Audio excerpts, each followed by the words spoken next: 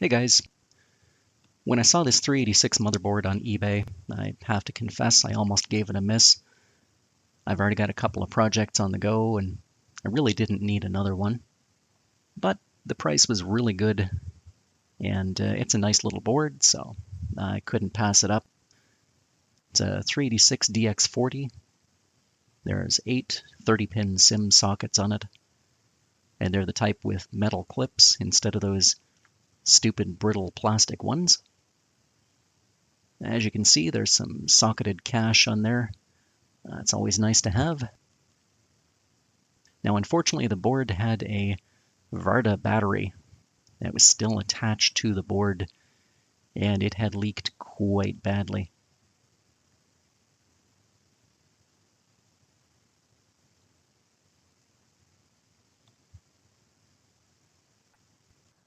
As you can see, it's eaten away at this keyboard connector. It's pretty much roached.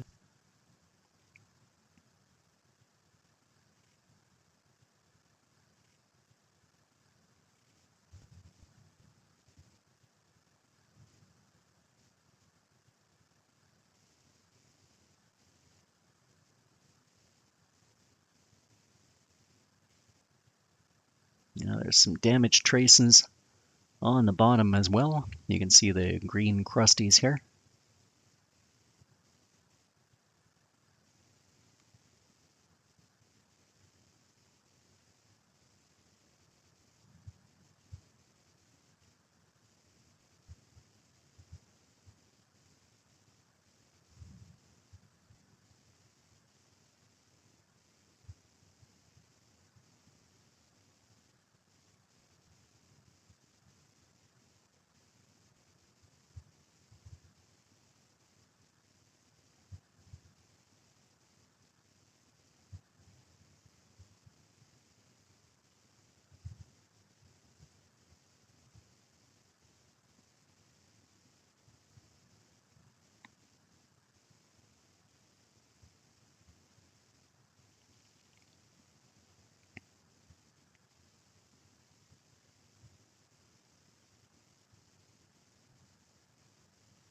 Yeah, and these traces running along the edge, going to that keyboard controller chip, that may be damaged as well.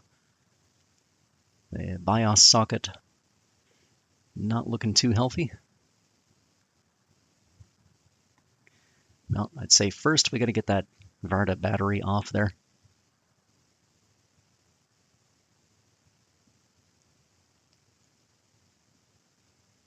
And we might have caught this one just in time. That battery is actually in the process of leaking. If you look where the battery was, and underneath the power connector, you can see it's glistening there. Well, that board is actually still wet with battery electrolyte. Yeah, those traces are being eaten away before our very eyes here.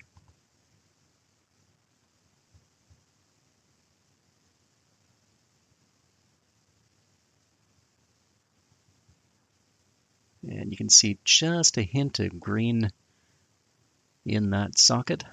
We'll pull that BIOS chip in a moment or two and scope the damage.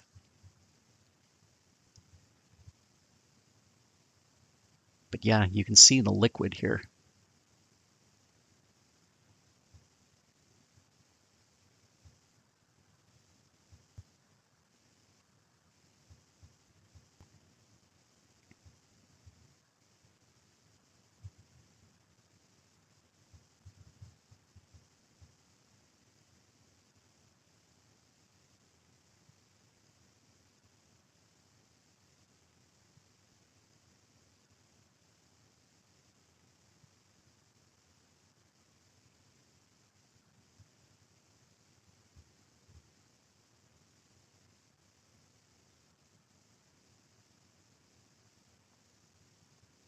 And removing that BIOS chip, that's every bit as bad as I expected. That socket is definitely garbage. And the logic chip that was hiding underneath Yeah, that's probably got to be replaced as well.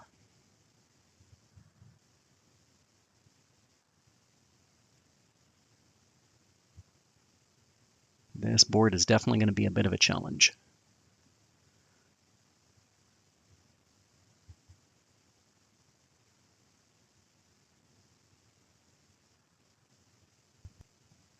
So let's get some vinegar on there. I'll neutralize that battery electrolyte.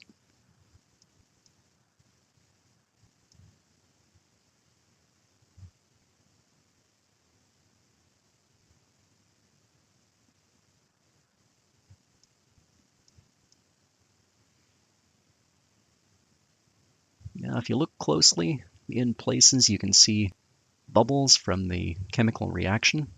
That's the vinegar reacting with the green crusties, the battery electrolyte.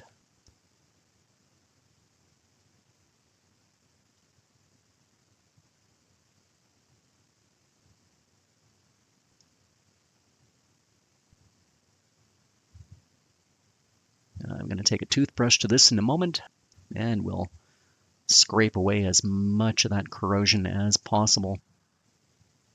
After that, I'll rinse everything off with isopropyl alcohol and get the vinegar out of there. Because, of course, vinegar left on the board, vinegar is going to do just as much damage as that battery electrolyte would have.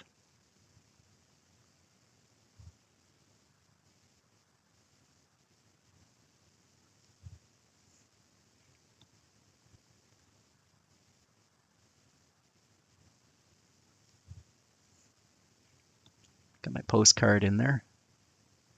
Now let's see if it posts. And we've got dashes on the postcard. That's not a good sign.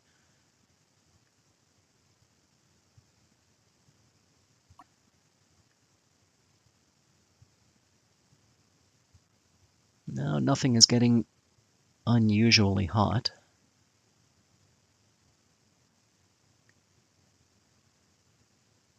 LEDs on the postcard indicate that the power rails are all okay, but the CPU is not executing any code. Now that's really no great surprise with all the visible damage. We've probably got some broken traces in here.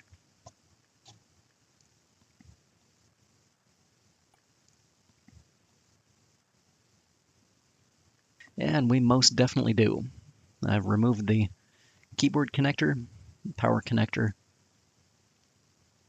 socket for the BIOS chip, that logic chip that was underneath, a resistor pack, and a couple of other discrete components.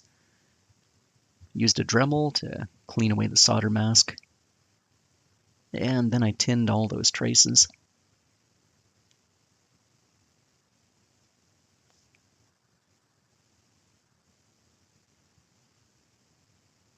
And some of these are absolutely in rough shape. If you look on the back, it's a similar story. That's just dust. But yeah, over where the BIOS chip was, there's some traces here that really don't look healthy, and a few that are undeniably damaged.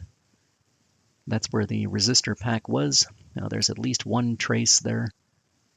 Yeah, two traces there that are broken, and one pad that was lifted when I removed the resistor pack.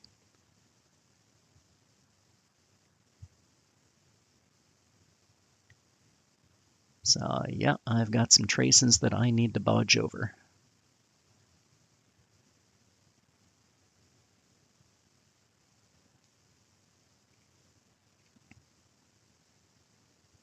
And here we are with the repaired traces.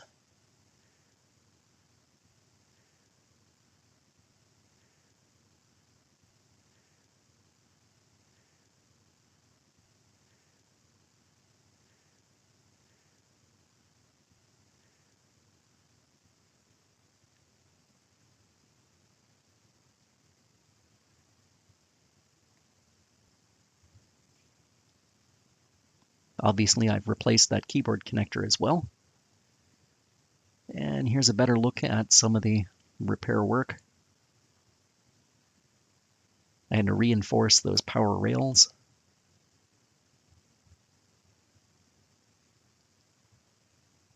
And don't worry about those spots where you see exposed copper. This has all been covered with a couple of coats of clear nail polish.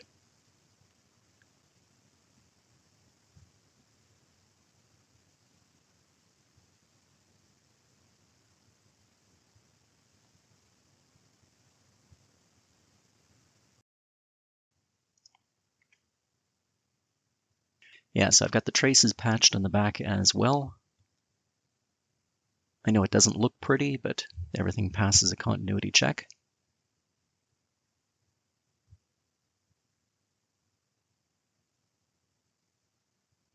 So let's add a postcard, fire it up, and see what we get.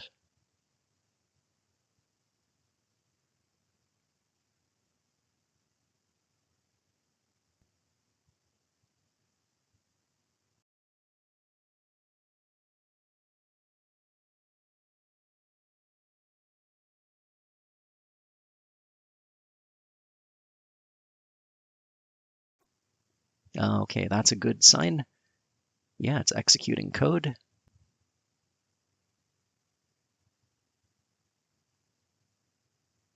Okay, and that appears to be a successful post. So before I show you the screen, I'm actually going to install this board in my test chassis.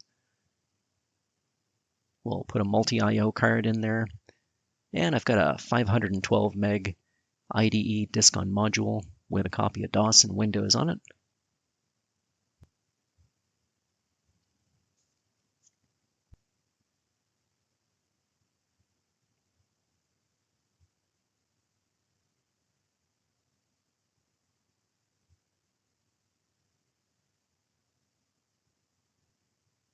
And here we are in the chassis. As you can see, I've got a serial mouse on there as well.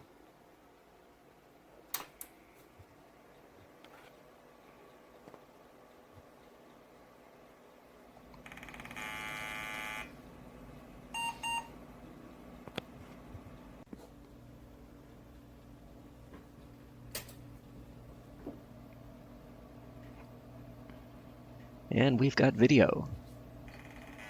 Let's pop into CMOS setup.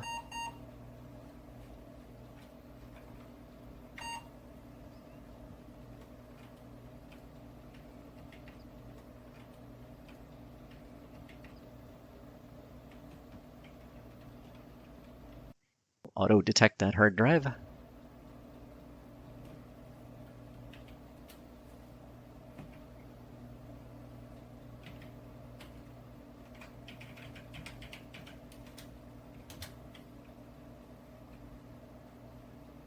And let's save that information and boot into DOS.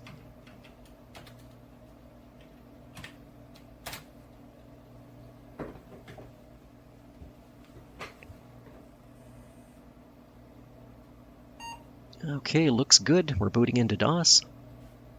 Just pop into Windows and have a quick poke around.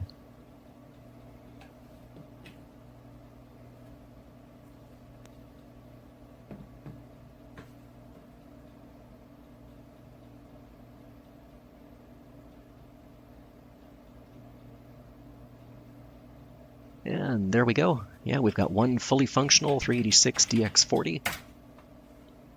Now, I really like this board. I think I'll keep this as my primary test bench. I've got an old copy of Slackware Linux and an early version of FreeBSD that I'd like to try out on the system. If you have any other ideas what you'd like to see with this computer, drop me a comment down below. Beyond that, hey, thanks for watching. Feel free to like and subscribe.